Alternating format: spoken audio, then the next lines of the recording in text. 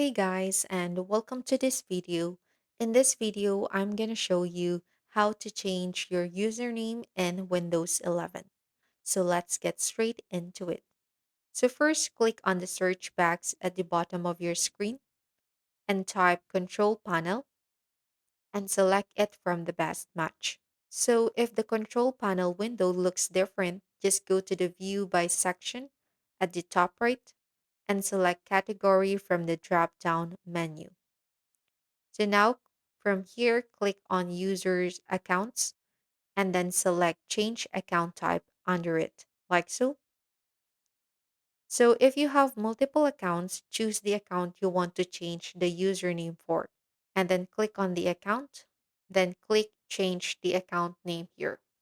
So in the new window, type your new username in the box, like so, and then afterwards click Change Name to apply the changes. A prompt will confirm that this new name will appear on the welcome screen and start screen. So to complete the process, sign out of your account and then sign back in, or you could just simply start your device and you will then see the changes. So that's how you can change your username in Windows 11. I really hope you found this video useful.